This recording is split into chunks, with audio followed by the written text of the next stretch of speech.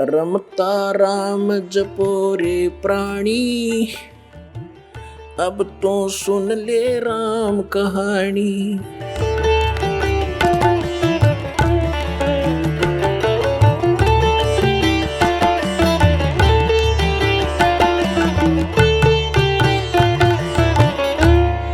सतगुरुदेव की जय। बंदी छोड़ कबीर परमेश्वर जी की जय। बंदी छोड़ गरीबदास जी महाराज जी की जय। स्वामी रामदेवानंद जी गुरु महाराज जी की जय हो।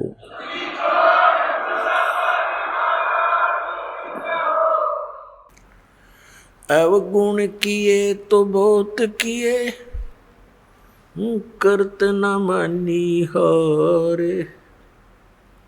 बावे बंदा बख्श दियो, बावे गर्दन उतार। अवगुण मेरे बाप जी, बख्शो गरीब नवाज। जो मैं पूत कुपूत हूँ, बोर पिता को लाज। मैं अपराधी जन्म का, नक्शक बरे विकार। तुम दाता दुख भंजना, मेरी करो संवर। परम पिता परमात्मा पूर्ण ब्रह्म सारी सृष्टि के रचनहार कबीर देव जी, कबीर परमेश्वर जी,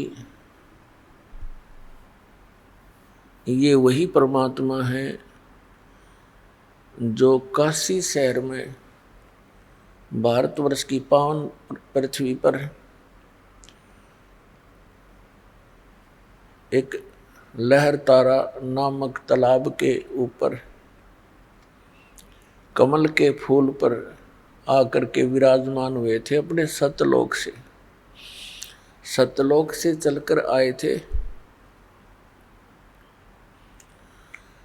और वहाँ सन 1398 में संवत 1455 परमात्मा एक नवजात शिशु का रूप धारण करके कमल के फूल पर विराजमान हुए थे। फिर लीला करते हुए बड़े हुए। बचपन से ही छोटी आयु में 5 वर्ष की आयु में ही वो परमात्मा अपना जो उद्देश्य लेकर आए थे उसको पूरा किया।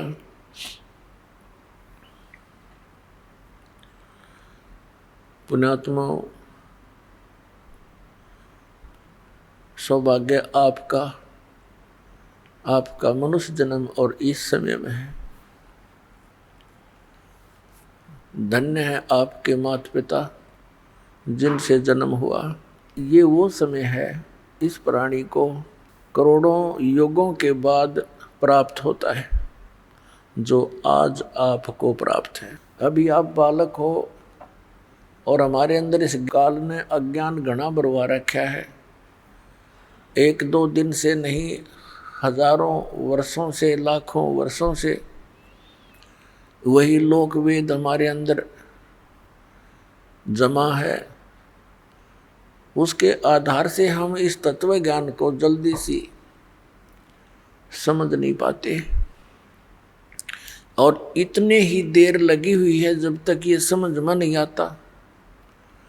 फिर तो आपको कबीर भगवान बिना और इस सतलोक आश्रम पर वाला बिना पृथ्वी पर आपको कहीं ठिकाना दिखाई नहीं देगा। ये सत्कर मान लेना। जैसे पर अभी आपने परमात्मा की वाणी सुनी, हमारे लिए संदेश है। जब आपको ये अध्यात्म कंप्लीट स्पिरिचुअल नॉलेज हो जाएगा, ये पूर्ण अध्यात्म ज्ञान हो जाएगा, उस समय आपकी स्थिति ऐसी हो जाएगी जैसे समुद्र के अंदर पुराने समय में, अब भी ऐसा ही होता है। वैसे पुराने समय में विशेषकर ये समुद्री जहाज जो जाते थे, इनके ऊपर कौवे बैठकर चले जाते थे। वो इसलिए कि उसमें यात्री खाना खाते हैं तो उनको भी कोई टूक मिल जाता है, ग्रास मिल जाता है। जहाज दिन में चल पड़ा, कौवे उसके ऊपर बैठे चले जाते हैं। रात्रि, सारी रात्रि चल करके सुबह होता है तो उसमें जहाज के जो चालक होते थे वो अपनी दिशा को देखने के लिए एक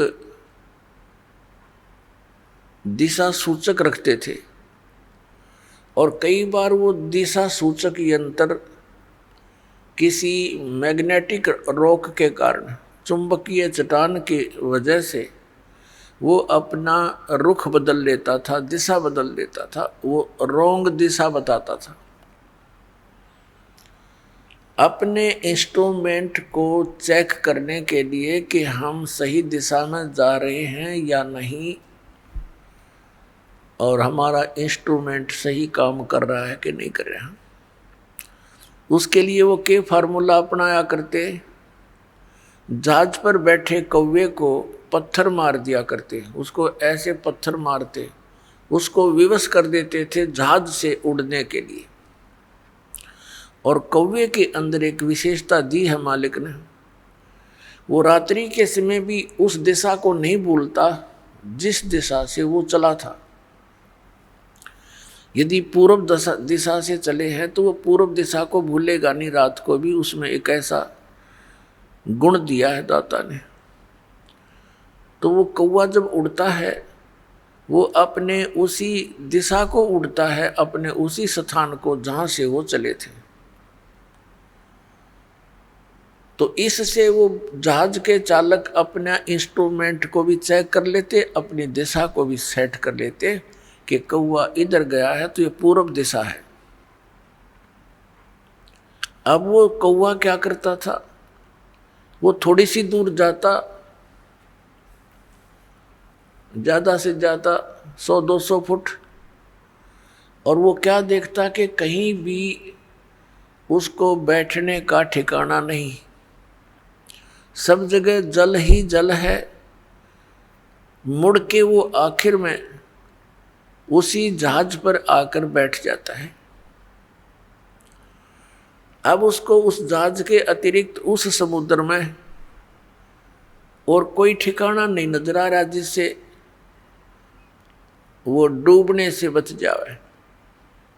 उस जहाज के अतिरिक्त यदि वो कहीं बैठता है तो वो डूब ही जाएगा। तो इससे परमात्मा हमें याद दिलाते हैं कि बच्चों, जब तुम मुझे समझ जाओगे, इस काल की स्थिति से तुम परिचित हो जाओगे, उस समय आपकी स्थिति ऐसी होगी कि हे बंदी छोड़ दयाल जी, तुम तक हमारी दौड़, और जैसे काग जहाज का अब सूझत और न ठोर। इस परमात्मा कबीर जी के बिना और इस सच्चे नाम और ज्ञान के बिना आपको कोई भी संत महंत जो दिखेगा वो डुबोने वाला दिखेगा। वहाँ आपकी आशा बन ही नहीं सकती, वहाँ इच्छा ही नहीं बन सकती। तो पुण्यात्मा, परमात्मा ने आपकी किस्मत पर कलम तोड़ रखी है। भले ही आप परमात्मा की शरण में आने से पहले कितने दुखी हो लिए, क्योंकि सुख अपना ही दिया करते हैं। अपना पिता, अपने माता, वही हमें सुख देते हैं। जब आपको ये पता चलेगा कि हमारा पिता कौन है, अभी तो हम इस काल को अपना मालिक मान बैठे थे कि ये हमारा पिता है, और पिता ऐसे दुख देता है जो कि यहाँ के प्राणी आप देख रहे हो। किसी मेडिकल में जाकर देखो, हाहाकार मची है, और कहीं देख लो, किसी घर में देख लो, कोई ना कोई ऐसी समस्या काल पैदा करके रखता है। पूरा परिवार परेशान रहता है। किसी की आंखें नहीं, किसी की बाजू नहीं, किसी को कैंसर हो गई है, कोई गधा बन गया, कोई कुत्ता बना, कोई सूअर बना। बताओ यहाँ कोई जीवन है? पर विवश है हम, मजबूरी है हमारी। इस मजबूरी के अंदर हमने अपने यहाँ टाइम पास करने की कुछ अटकल सी लाक है, हम जी रहे हैं। उस परम पिता ने आकर हमें वो ज्ञान दिया जिस उद्देश्य से वो आते हैं। अब क्या बताते हैं परमात्मा? मानुष जन्म दुर्लभ है, ये मिले न बारंबार। तरवर से पत्ता टूट गिरे, वो बोर न लगता डार। राम नाम रटते रहो, जब तक घट में प्राण। कब हो तो दीन दयाल के, भनक पड़ेगी कान। जप तप संयम साधना, सब सुमरण के माही। कहें कबीर जाने राम जन, सुमरण सम कछु नाही। आप सुन रहे थे जगत गुरु तत्वदर्शी संत रामपाल जी महाराज जी के मंगल प्रवचन। अधिक जानकारी के लिए विजिट कीजिए हमारी वेबसाइट www.jagatgururampalji.org। संत रामपाल जी महाराज जी के शुभ आशीर्वाद से पूरे विश्व भर में 500 से भी ज्यादा नाम दीक्षा केंद्र हैं, जिन पर संत रामपाल जी महाराज जी द्वारा ऑनलाइन निशुल्क नाम दीक्षा दी जा रही है। अपने नजदीकी नाम दीक्षा केंद्र का पता करने के लिए संपर्क करें 8222880541।